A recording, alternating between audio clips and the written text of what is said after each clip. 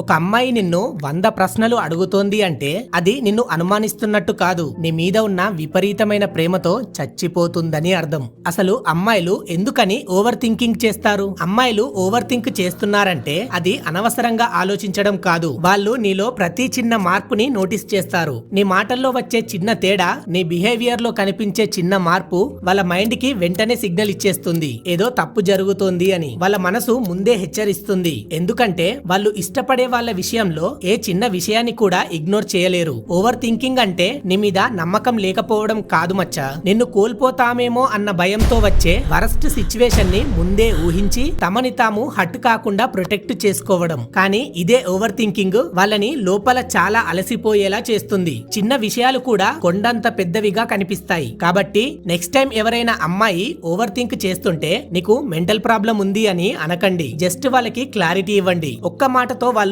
కామైపోతారు. గుర్తు పెట్టుకోమచ్చా, ఒక అమ్మాయి ఆలోచిస్తుంది అంటే ఆ రిలేషన్ ఇంకా బ్రతికే ఉందని అర్థం. ఆలోచించడం మానేసింది అంటే నువ్వు ఆమెకు దూరం అయిపోయావని అర్థం. కంటెంట్ నచ్చితే ఛానల్ ని సబ్స్క్రైబ్ కొట్టు.